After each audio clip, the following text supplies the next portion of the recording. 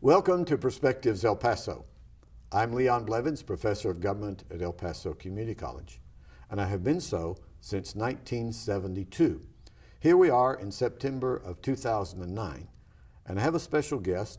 He is the first chairman of the Board of Trustees of El Paso Community College. I'm doing a few programs during this anniversary year about El Paso Community College history. Now I'm going to do something that I rarely do on this program. I'm going to read something, and then I'm going to get to Joe Foster to talk about the early part of the history of El Paso Community College. This is from the school newspaper dated October 3rd, 1974. When well over 3,000 people from an institution the size of El Paso Community College turn out and spend their Saturday in the pouring rain, walking door to door, driving people to polls, and telephoning prospective voters, overwhelming is the only word to describe such an event. Yet that was the scene in El Paso on Saturday, September 21st, 1974. At this time, there were 34 people, including most of the faculty, who opened their homes to volunteers as precinct headquarters. Each headquarter had approximately 30 to 60 walkers, 6 to 10 drivers, and 1 to 2 people stationed at each poll to distribute material supporting EPCC.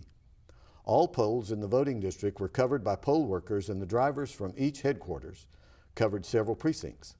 Calls were made during the morning to establish which residents needed rides to the polls.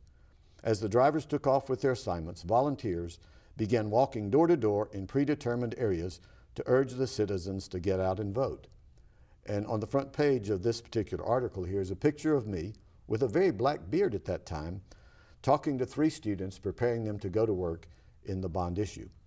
Joe Foster, welcome to this program, Perspectives El Paso. Thanks for having me, Leon. It's been a few years, 40 years this college has been in existence from the time the vote was taken creating this college. Tell us about those beginnings, the seeds of those beginnings. Who were the people that planted these seeds to start this college?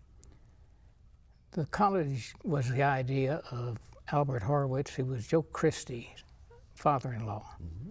They had toured a community college in Corpus Christi, I believe it was, and Albert Horowitz, who was an industrial man, thought we needed a community college very badly in El Paso.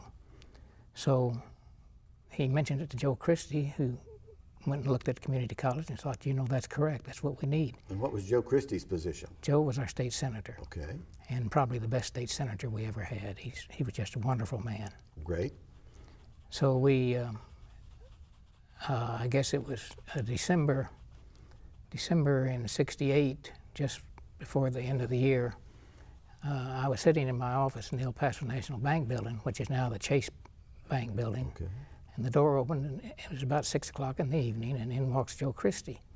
And he said, Joe, I'm going to have a meeting tonight at 7 o'clock to discuss the community college in El Paso, and I'd like you to come. So I said, okay, I'll be happy to come. Now, what kind of business were you in? Real estate. In real estate, okay, yes. Go ahead. So I went to the meeting, and he had a list there, and there were probably 100 people there, and they all had designations of things they were going to do in this effort to create a community college.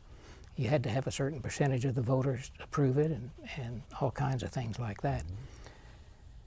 So I sat there listening to it, and he had this piece of paper with a bunch of names, and at the very top he had chairman and co-chairman, and his name was chairman. He said, and my co-chairman is Joe Foster. And I about fell out of my chair. He just dropped it on you. Dropped it on me. We'd never discussed it or anything. Oh my. And I thought, boy, what a task. So starting in January, we got organized and started to get ready for the election in June. Joe Christie went back to Austin to do things down there. Now, didn't you have some people in the community said, we don't need a junior college or community college here? We have Texas Western had become UTEP? Sure. Yes, sure. They thought we didn't need it, and they were afraid we would compete with UTEP in the sports arena. Mm-hmm. And we agreed at that point we wouldn't have sports. And people were very nervous about it. They didn't want to pay taxes too. And right. So now then, who were some of the other people? You had an election. We had an There was an election to create the college, and that was in 1969? 1969. Okay. And June of '69. And then you had an election to choose members to the board, and you got elected. I got to the elected board. with 6 other board members. Okay, 6 other board members. When I was teaching at Texas Western, and I graduated there from 1967 with a master's in political science when they first changed the name to UT El Paso.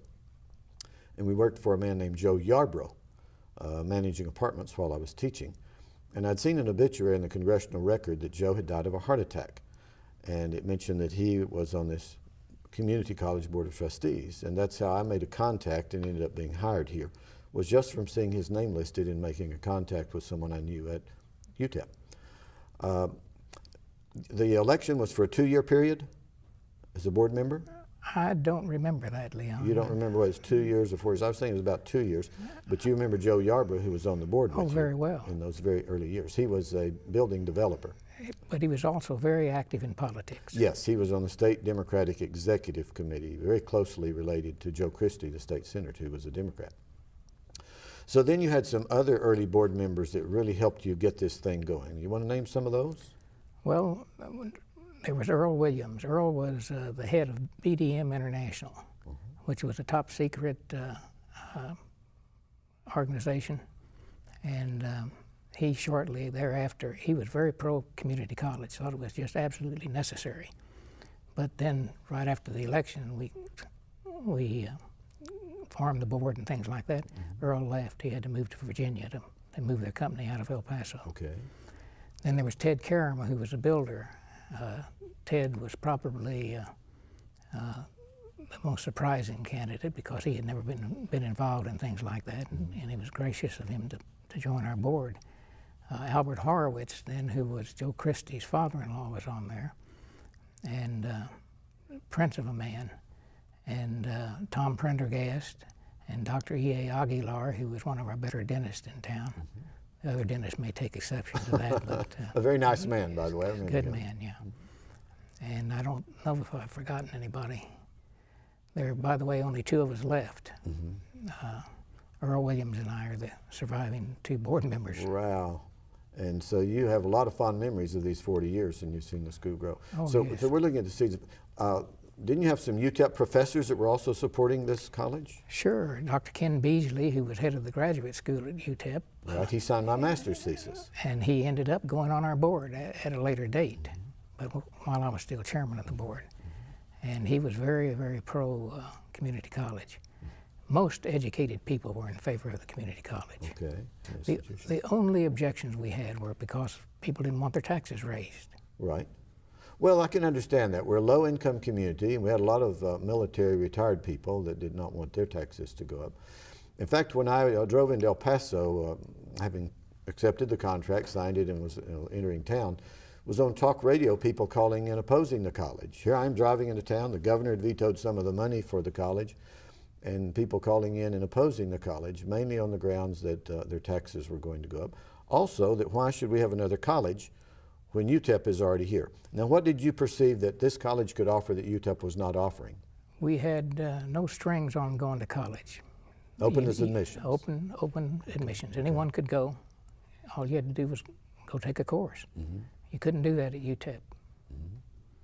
And also a variety of programs that UTEP didn't offer in vocational and technical training fields. That's true. Okay. Now then, okay, let's move. We got the foundation there and the seeds of this college getting started, and you helping to lead the board in that direction. Then there was a need for facilities, because when I signed a contract, I was told there were no facilities, that the classes were being taught at Thomason Hospital and some classrooms there, and at Bowie High School and some other places in town. So what did you do to approach that when you didn't have any buildings and the voters were voting against taxing themselves for them? Well, it was after our third bond issue, I guess, that we went out and leased some property from Fort Bliss. The Logan Heights basic training camp was no longer going to be utilized by the Army, so we signed a lease with them and had facilities there to open the school. Well, the article I read from a few minutes ago from the school paper in 1974, it mentions there was no one person that really was most responsible for getting that bond issue through. It was really a joint effort. Many, many people were working on it. You were working on it. One of my colleagues, Blaine Nelson, who just come to teach here, he was good in statistics and computer information and things, and he helped us to get a lot of statistics so we could target who we were going to try to turn out to get the vote. Do you recall that? Sure, but what we had run 2 previous bond issues and had failed on both of them. Mm-hmm. The Texas law at that time was that the only way you could vote in a bond issue was if you owned property. They wouldn't let apartment dwellers, as an example, vote in a bond issue. So we were going to let everybody vote. That was number one thing. And we, after losing 2 of them, we determined that we've got to get our people out, the people who like the community college. So we got organized in how to do that, and it worked. Well, what had happened was the courts had said that non-real property owners, people who didn't own real estate, could vote in bond issues, but their vote didn't count as the same as people that owned real property, real estate. And so the way it was set up, and we had to deal with all of this, was that you had to win a majority of all the boxes in the county voting for the bond issue. And then you had to win all of the property owners' boxes that were voting for the issue. But non-property owners' votes didn't count as much. You had to win a majority of all boxes, a majority of property owner boxes. The way the election came out in '74, we won a majority of all boxes and the renters' boxes, and we were told we lost the election. So your lawyers, Mark Berry and Ed Dunbar, filed a friend of the court brief to go to the Supreme Court with a case from Fort Worth already on the way. And some of us recall that was a library bond issue. Others recall that it was a community college bond issue. But regardless, the U.S. Supreme Court declared this Texas law unconstitutional. That's correct. That renters' ballot should count the same value as an actual property owner's ballot because of a pass-through concept. That renters' rent goes up when the taxes go up. And it was on that basis that El Paso Community College became a landmark case of changing Texas law so that everybody's vote counted the same. Didn't you feel proud about that? I did. I went and appeared before the Supreme Court. You did? I didn't get up and talk, but I mean, I was there. You went up to see the case? We did. Presented it and heard from Fort Worth. Really, really interesting. And otherwise, we would not have had the money to build the buildings. So part of it was for maintenance tax, and other was part for the building of the buildings. Yeah, but we had kind of solved some of that problem. Tom Hatfield, who was the representative of the coordinating board for our area, Dr. Tom Hatfield, had devised a plan whereby we could count some of our students that are in school and get state funds because of their attendance. And so he went to Joe Christie and proposed that, and they got that passed in the legislature. So we got some state funds before we ever had a property tax. Right. There was another very unusual thing in that anyone in the state, according to another Supreme Court decided before ours was decided, was that if you would declare at least $50 of your own personal property, not real estate, but personal property, like a radio, television, or some trailer or something, then you could vote as a property owner. So some people at community college were actually getting people to register their items so they could vote as property owners. There were so many interesting variables in this very hot topic in El Paso, Texas at that time. And you were right on top of it. I was. Okay, now tell us about the contract with Fort Bliss, so we got to use those buildings at Logan Heights, the rock pile. Well, they were vacant. On a side note, I had gone through basic training in those very facilities. Oh my goodness. And so I was very familiar with them. But we had a wonderful general out there, General Shoemake, and he assisted us and worked out a lease with us, and they were vacant, so they were happy to let us have them. As I recall, it was a 5-year lease, and then we got a renewal for 2 more years, but then they said they would not renew it, so we had to have buildings built by then. You signed a contract with Price's Dairy for the first big property where the Valle Verde campus is located. Do you remember those negotiations? Well, I knew the Price family, and that's why, and I knew it was vacant land, and they didn't need it for dairy anymore, so we approached them on it and got, I think, a very good price on it. It was very centrally located. Right. I think just prior to that, though, we had worked out a deal with the El Paso Independent School District to take over the downtown facility, which is our health-related facility here. Right. Now called the Rio Grande campus. Yeah. Also, if I remember, Fred Hervey, who owned Circle K stores, had said he would give us some land way out on the east side, near where the Las Palmas shopping center is now. and the decision was made to make it more centrally located by taking the Price's property. I think that's And that in itself was controversial, that we didn't accept the free land out there on the east side of town. made a lot of sense to me. Oh, yes, I thought so too. I certainly did. So we had the facilities and the buildings, and we finally got the Valle Verde campus. It opened in 1978. And then we ran into problems with state government there with getting money for the Trans Mountain campus to open. And so we kept running into these hurdles, and some of you had to stay on top of that. How many years did you serve as board chairman? 7 years. 7 years, the first 7 years. Wow, Yes, sir. goodness gracious. Did it put some gray hairs in your head? And I remember Bonnie, your secretary. She was always answering the phone and dealing with things as we ran out of your office, dealing with some of these things. And you want to say anything about her helping you through all of these 7 years? She was solid, right behind us all the way. Solid. Yes. It's good to have a secretary like that, isn't it? It is, yeah. And knows how to deal with things for you. Okay, so now let's deal with personnel. You hired Dr. Alfredo de los Santos to be the first president for the college. Tell us about that hiring situation and process. Yes, the dean of the University of Texas organization that trained community college administrators. Yeah, down in Austin? Yes, Right. had recommended Alfredo de los Santos as the man we ought to talk to about the job. I forgot where we found him. He was up north someplace, as I recall, and we brought him in and interviewed him and offered him the job, and he accepted. Right. Wonderful man. And then he brought in some of the people with him that you had to hire as vice president, academic deans, people like this. He made all kinds of staff recommendations, and we followed him. Yeah, you pretty well understood. He was Sure. the leader in the academic field and Oh, the technical absolutely. nursing training fields and all of that to try to get it going. Our job was to support him. Right. And then a few years later, he leaves and another president comes in. I was on the search committee for the second president, Dr. Robert Shepak. I remember him well. Yeah, we brought in 5 people that we recommended from the applications that were sent in. And you interviewed those 5 people and chose Dr. Shepak. Why Dr. Shepak? He had far more extensive background than the other candidates, and in addition to that, he was an architect. And we were talking about building buildings and things like that. Thought he could be a big help to us. Right. He came from community college in Ohio, which was a multi-campus institution. And being an architect, those were among the reasons why we asked him to come down for an interview with you as a board. Okay, so we have the personnel there and programs that were put in place.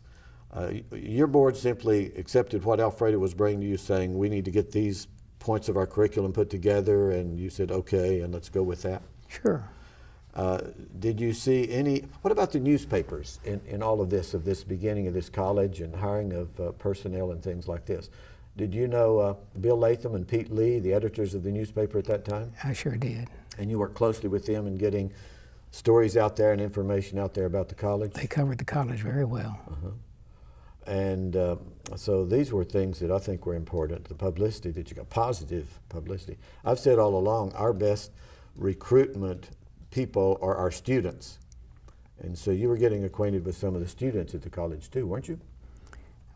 Yes, particularly at graduation time.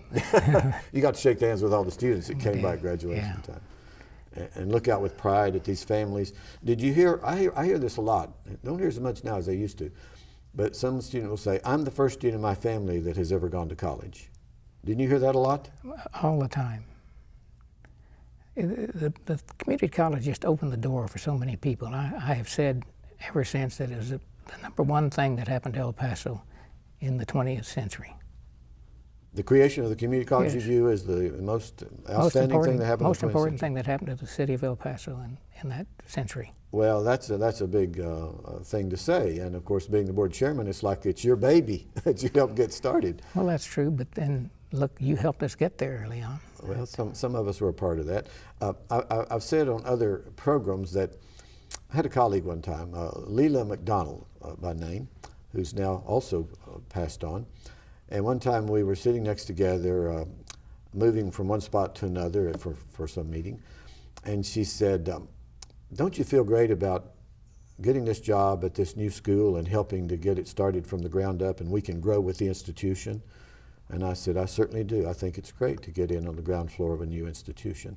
Later, she moved on up, got her doctorate, and became my boss. She became Dean of Liberal Arts, as we called it at that time. So a number of people did that. They helped lay the foundation and get it going. And Margaret Langford, you remember Margaret Langford? I do. She was on the board. She was.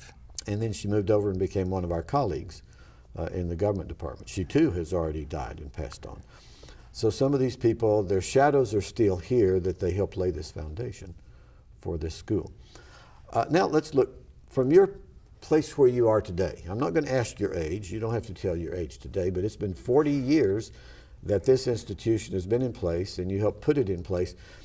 Over these 40 years, you've heard stories, you've seen things. Dr. Rhodes, our current president, you see him on television, you know him personally. What are your feelings about looking back at things that have happened in all of these years? You know, I always thought the school would be a great success.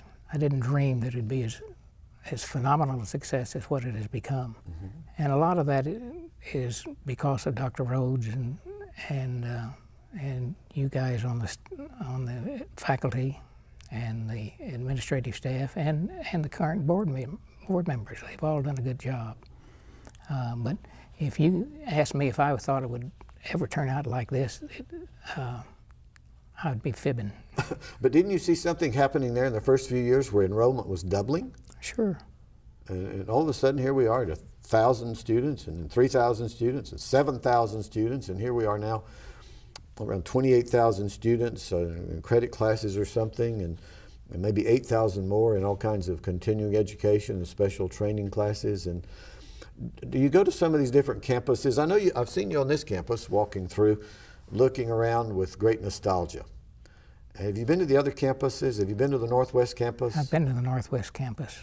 And you walk through there, and it brings great memories. And you've been to the Rio Grande campus, of course. Oh, yeah. Because that's where the Allied Health Department was placed. You placed. know, I'm so proud of having had a part in this creation of this school. And the benefit, you know, there are no monetary rewards for it. It's a reward for something that went really well, something that was good for the community. Right. And